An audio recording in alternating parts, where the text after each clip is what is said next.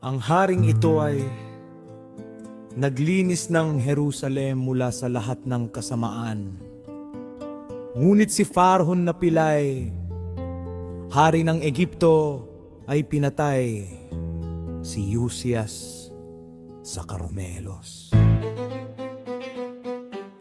Pagkatapos niya, si Akaz ay naghari sa loob ng 3 buwan.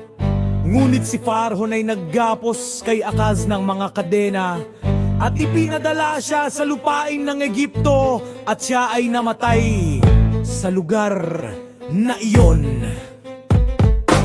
Pagkamatay niya, si Joachim na kanyang kapatid ay naghari ng 4 na taon. Ngunit sa 3 taon ng kanyang paghahari, si Nabucodonosor ay dumating sa lungsod ng Jerusalem at ibinigay ng alahaya si Joachim sa kanyang mga kamay.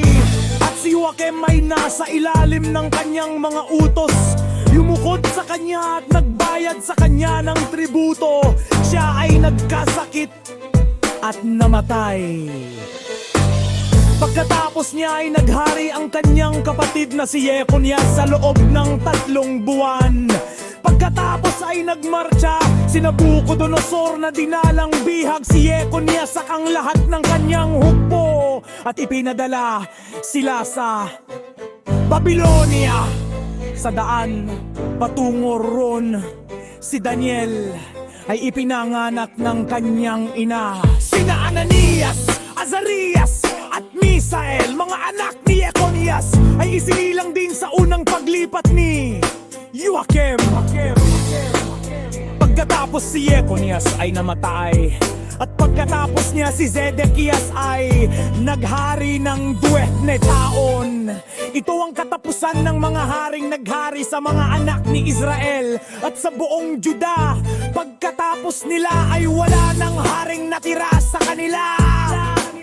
At sa katapusan ng na taon ni Zedekias, si Nabucodonosor ay nagmarcha at pinagmarcha ang lahat ng tao sa Jerusalem hanggang sa kanluran at hanggang sa ilog Euphrates at hanggang sa malaking ilog. Kanyang winasak ang Tiro at sinunog ng apoy si Hiram na hari ng Tiro na naghari ng 10 taon. Pagkatapos nito, si Nabucodonosor ay pumunta sa Egypto at pinatay si Farhon, winasak ang kanyang hukbo at sinirang lupain ng Egypto. At pagkatapos ay sinakop ang lungsod ng Jerusalem. At ibinigay ng alahaya si Zedekias sa kanyang mga kamay na kanyang kinuha at dinala sa harap ng mga Diyos-Diyosan at inilagay siya sa harap ng mga tao at pinatay ang kanyang mga anak sa harap niya nang walang awa. Pagkatapos ay dinukot niya kanyang mga mata, iginapos ang kanyang mga kamay ng mga tanikala at ang kanyang mga paa ng mga panggapos at ipinadala siya sa Babylonia.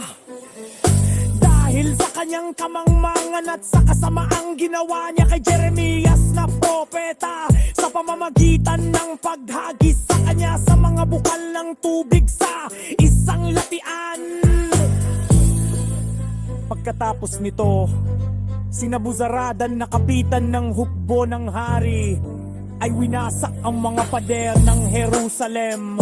Sinunog ng apoy ang bahay ng Yahweh at gumawa ng lahat ng uri ng kasamaan sa Jerusalem. Gayunman, si Simon na Kahan ay nakasumpong ng lingap at biyaya sa kapitan ng hukbo ng hari at iniling sa kanya na ibigay sa kanya ang bahay, akalatan o bagan ng mga talaan at binigyan niya siya ng isang utos ayon dito. Pagkatapos si Simon na Kahan ay pumasok at tinipon ng mga abo ng maaklat at inilagay ang mga ito sa isang banga, sa isang silid sa ilalim ng lupa.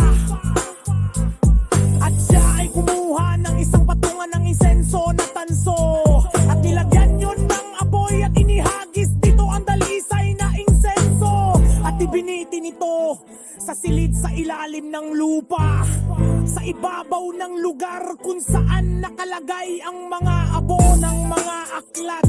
Gayunman, ginawang diwangwang ni Nabuzaradan ang Jerusalem tulad ng isang ilang.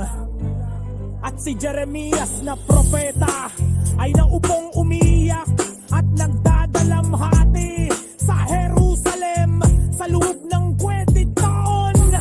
Pagkatapos nito, ang propetang ito na si Jeremias ay pumunta sa lupain ng Egypto at namatay doon.